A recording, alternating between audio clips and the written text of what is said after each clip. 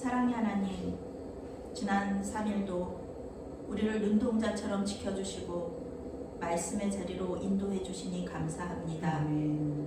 봄이 오는 소리를 들으며 창조주 하나님을 기억하고 묵상합니다.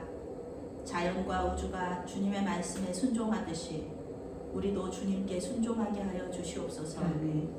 오늘 말씀을 전하는 자에게 능력에 능력을 더하여 주시옵소서. 아멘.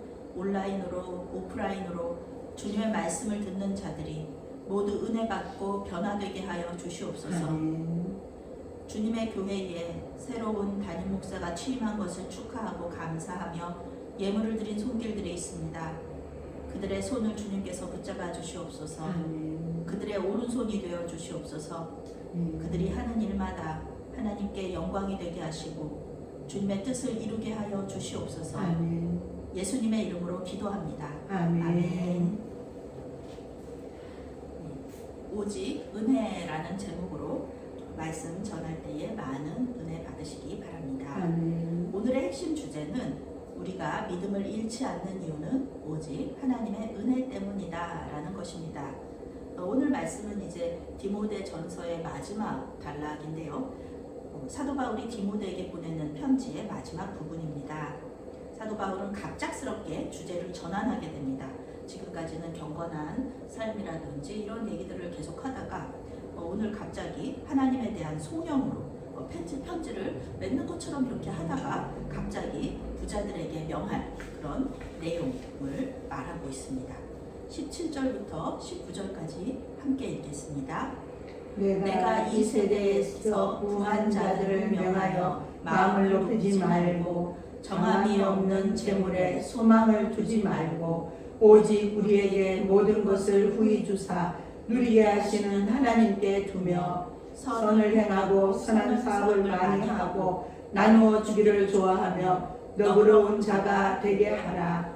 이것이 장래에 자기를 위하여 좋은 터를 쌓아 참된 생명을 취하는 것이니라. 아멘. 사도 바울은 이미 6절에서 10절까지 탐심에 대한 경고를 했습니다.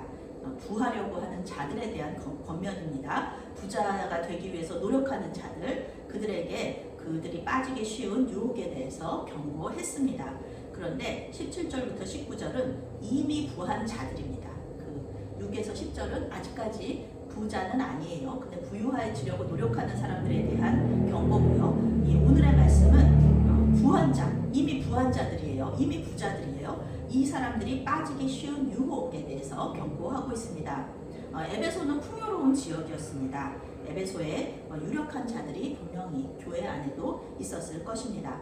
교회는 가난한 자들과 부한 자들이 같이 함께 한 몸을 이루는 그런 곳이죠. 부한 자들이 가난한 자들을 멸시하고 그리고 무시하고 그런다면은 이 교회 공동체가 하나가 될 수가 없습니다. 그래서 교회 공동체를 위하여서 이미 부한 자들에게 주는 경고를 오늘 말씀에서 사도 바울이 디모데에게 조언을 하고 있는 것입니다. 영어 성경의 17절 말씀을 번역하면은 이렇게 번역할 수가 있습니다. 이 세상의 부자들에게 쉽게 잃어버리는 재물을 자랑하거나 재물을 신뢰하지 말라고 경고하여라. 그들에게 우리를 풍요롭게 하시며 우리가 삶을 즐기는 데 필요한 모든 것으로 복 주시는 하나님을 신뢰하라고 말하여라. 이렇게 말하고 있습니다. 이것은 무슨 뜻이냐면은 재물을 의지하지 말라. 재물을 의지하지 말고 재물을 주신 분이 누구신지를 기억하라. 그분을 신뢰하라. 이렇게 말하고 있는 것입니다. 재물의 주인은 하나님이시고 우리에게 재물 얻을 능력을 주셔서 부유해진 것을 아는 것.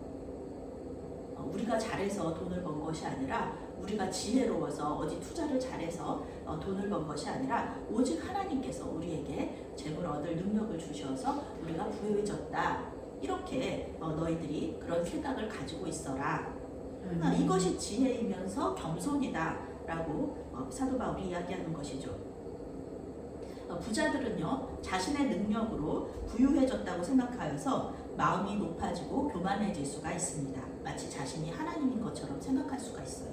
가난한 사람들을 멸시할 수도 있고요. 그리고 또 가난한 자들을 돕는 일, 그것을 하면서 아주 자신을 대단한 존재로 착각할 수도 있습니다.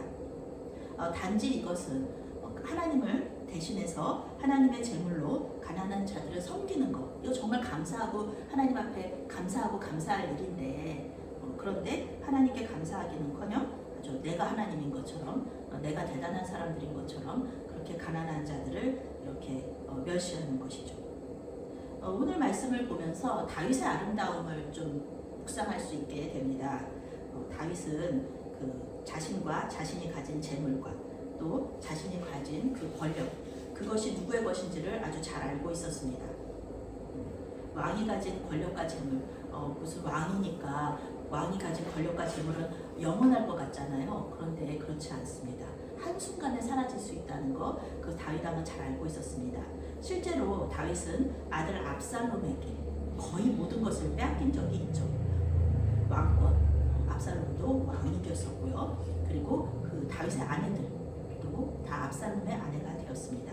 그리고 다윗의 신하들, 충성스러운 신하들도 압살롬의 신하가 되었었고요. 그리고 무엇보다도 백성들의 사랑과 존경, 그것을 압살롬에게 다 빼앗겼었습니다. 그런데 한 가지 안 빼앗긴 것이 있죠. 그것은 무엇이냐면 하나님에 대한 믿음이었습니다. 하나님에 대한 신뢰. 자기가 아무리 잘못해도 그래도 하나님 앞에 나아가면 하나님께서 자신을 붙잡아 주실 수 있다. 자기를 용서해 주시고 또 하나님의 자녀로 다시 삼아 주실 수 있다. 이런 믿음이 있었기 때문에 결국 그는 모든 것을 다 되찾을 수 있었습니다. 가장 중요한 것을 빼앗기지 않은 것이죠. 주님에 대한 믿음. 그것이 있었기 때문에 모든 것을 되찾을 수 있었습니다. 하나님은 그렇다고 해서 하나님이 우리가 부자가 되는 것을 싫어하시나? 그런 것은 아닙니다.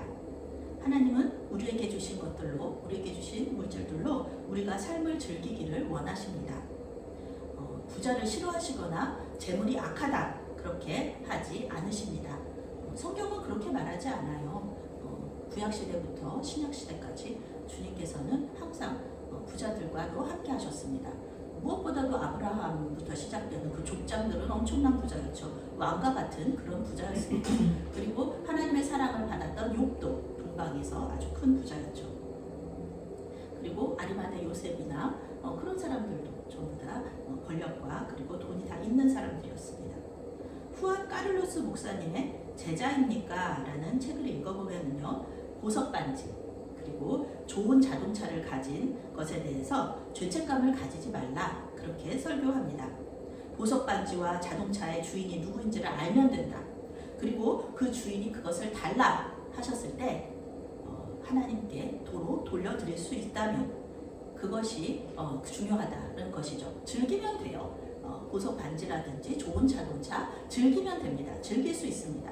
그런데 하나님께서 그것을 이제는 너 그렇게 많이 즐겼으니까 나에게 돌려달라. 내가 그것이 필요하다라고 말씀하셨을 때 주여 마음껏 쓰시옵소서 이러면서 주님의 것이니 주님께서 가져가십시오. 이렇게 말할 수 있는 그런 믿음이 중요하다는 것이죠. 절대로 재물과 하나님을 동일선상에 놓지 말라는 것입니다. 우리 하나님은 재물과 경쟁하실 수 있는 그런 경쟁하는 그런 낮은 분이 아닙니다. 재물은 우리가 사용하는 것이죠. 우리가 재물을 숭배해서는 안 됩니다. 우리 하나님께서 그 재물과 이렇게 경쟁하신다는 것 자체가 우리 하나님께서는 너무 그런 어떻게 생각하면 그래서 우상 숭배가 하나님께서 아주 가증하게 여기시고 싫어하시는 것이죠. 주님과 우상을 같은 선상에 놓는다? 그거는 말이 안 됩니다. 이것은 우선순위의 문제입니다. 그러면 하나님께서 기뻐하시는 부자는 어떤 사람일까? 선을 행하고 선한 사업을 많이 하고 나누어 주기를 좋아하는 너그러운 자다. 오늘 성경에서 그렇게 말하고 있습니다. 가난한 자들을 구제하는 것은요, 하나님께서 부자들에게 주신 사명이면서 책임입니다. 구약부터 신약 이 오늘 말씀까지요, 하나님께서는 항상 부자들에게 가난한 자들을 맡겨주셨습니다. 가난한 자들이 충분히 먹고 마실 수 있도록 무슨 큰 절기 때나 그럴 때 항상 하나님께서 그들을 생각하셨습니다. 가난한 자들, 고아와 과부 그리고 가난한 성직자들을 하나님께서는 항상 기억하시면서 그들을 도와주라. 너희들의 잔치에 반드시 함께하라. 그렇게 말씀하셨습니다. 성경은 나누어 주기를 좋아하는 자를 너그러운 자라고 그렇게 말하고 있습니다. 단지 착한 사람이 아닙니다.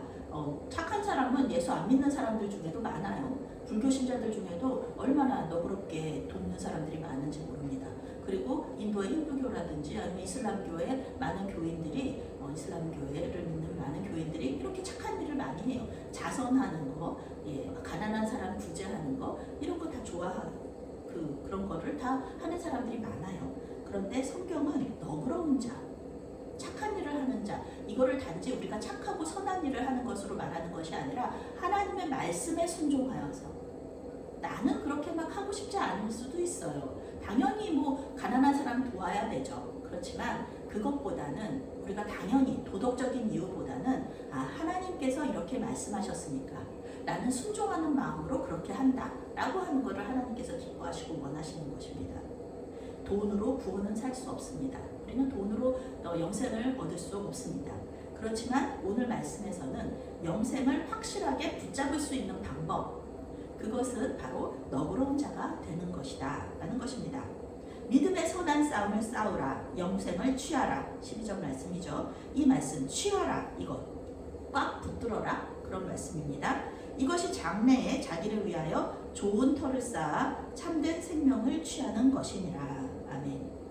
하나님께서 주신 제물로 11조와 여러 가지 헌금을 함으로써 교회 공동체를 섬기고 또 가난한 자들을 돕는 것, 이것이 바로 영생을 사는 사람들의 삶이고 하나님께서 기뻐하시는 삶이라는 것입니다. 아멘. 마지막 당부와 축도를 이후에 이제 하고 있는데요. 사도 바울의 마지막 당부는요, 이단과의 논쟁을 피하라, 그리고 부탁한 것을 지키라는 것입니다. 부탁한 것은 원어로 기탁물이나 예금 이런 걸 말합니다. 안전을 위해서 다른 사람에게 맡겨놓은 돈이나 귀중품입니다.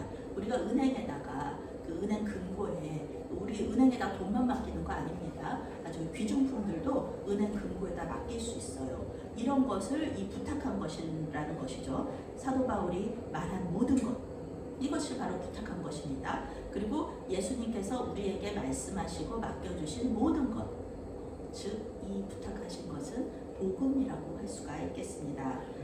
20절부터 21절 말씀 함께 있습니다. 디모데야, 망령되고 헛된 말과 거짓된 지식의 반론을 피함으로 내게 부탁한 것을 지키라. 이것을 따르는 사람들이 있어 믿음에서 벗어났느니라. 은혜가 너희와 함께 있을지어다. 아멘. 복음은 우리 것이 아니라 하나님께서 맡겨주신 것이기 때문에 그것을 마음대로 더하거나 줄일 수가 없습니다. 우리한테 어떤 분이 100만 원을 딱 맡겨주셨어요. 그런데 우리가 우리 마음대로 이 100만 원에서 우리가 좀 이 그분을 위하여서 우리가 조금 더 보태야 되겠다 그래서 110만 원으로 만들어 놓은 거, 그거 안 된다는 겁니다.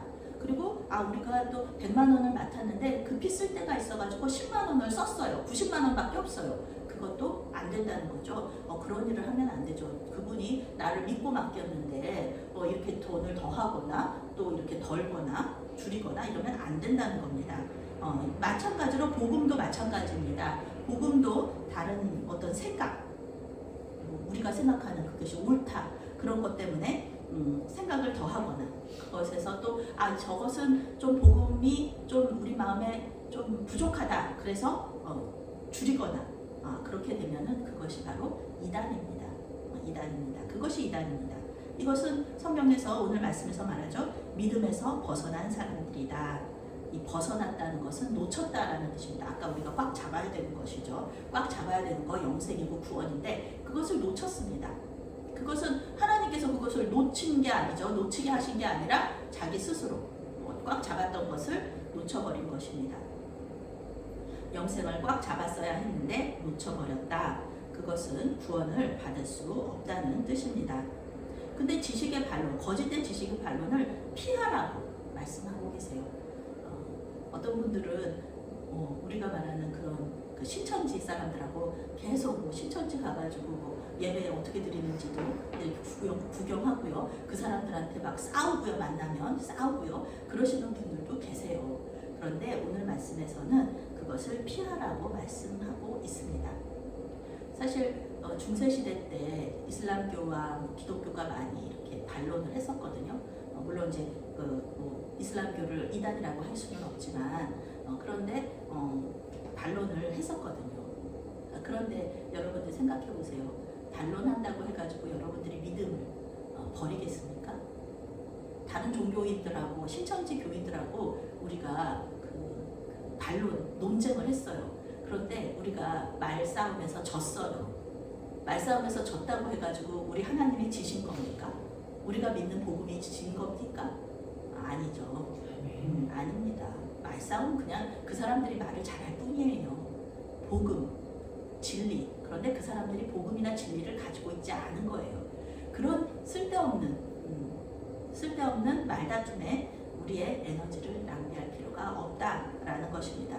우리는 그저 우리에게 부탁하신 것을 지키는 것, 복음을 지키는 것, 우리의 정통 교리를 지키는 것, 그리고 그 말씀대로 사는 것, 그것을 우리가 하라고 이렇게 말하는 것입니다. 그것을 꽉 잡아야 하는데 놓친 사람들한테 우리가 아무리 얘기를 해도 그 사람들이 듣지 않는다는 것이죠. 오직 우리는 그럼 그 사람들 놓쳐진 그 상태로 그냥 내버려 둬야 되는 건가요? 아니죠. 우리는 기도해야 됩니다. 그들이 하나님께로 다시 돌아올 수 있도록 우리는 기도하고 또 우리 자신이 항상 그런 그 이단 교리에 물들지 않도록 거기에 현혹되지 않도록 항상 우리는 기도해야 되는 것입니다. 사도 바울은 마지막으로 은혜가 너희와 함께 있을지어다 라고 축복 기도를 하고 있습니다. 영생을 붙잡고 믿음에서 벗어나지 않을 방법은 오직 하나님의 은혜를 구하는 것이다. 그것뿐이다 라는 것을 사도 바울은 아주 잘 알고 있습니다. 오직 하나님의 은혜만이 우리가 복음을 잘 지킬 수 있도록 인도해 주시고 보호해 주신다 그런 것이죠. 오직 하나님의 은혜만이 믿는 자들을 거짓 교사들의 위험에서 지켜낼 수 있다라는 것입니다. 아무리 머리가 좋고요, 아무리 믿음이 좋은 사람도 넘어질 수 있습니다. 이단에 넘어질 수 있습니다. 그러면은 당연히 머리 좋은 사람들은 이단으로 안 가게요. 서울대 나온 사람들이나 뭐 공부 잘하는 사람들은 이단으로 안 넘어가게요. 아닙니다. 공부 잘하는 사람들, 머리 좋은 사람들도요, 이단으로 넘어갑니다. 넘어집니다. 하나님은 사도 바울이 디모데에게 보내는 편지를 통해서 우리에게 말씀하고 계십니다.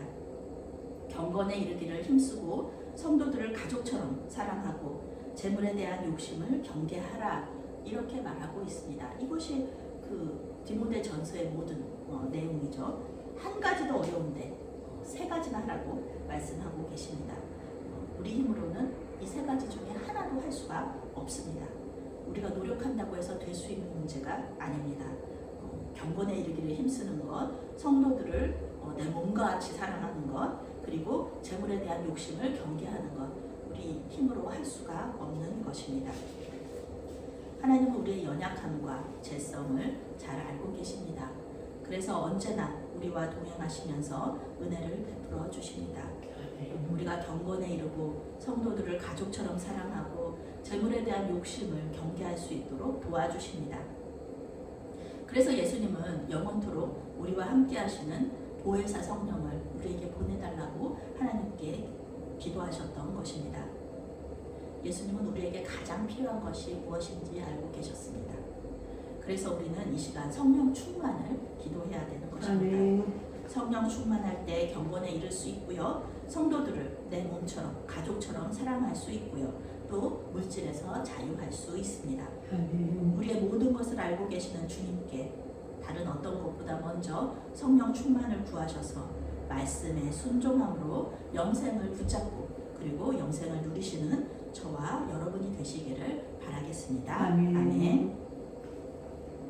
사랑의 하나님, 우리 자신과 우리에게 주신 모든 것의 주인이 주님이심을 이 시간 다시 한번 고백합니다. 또한 우리가 가진 모든 문제들도 주님께 올려드립니다. 주님께서 받으시고 해결하여 주시옵소서. 아멘.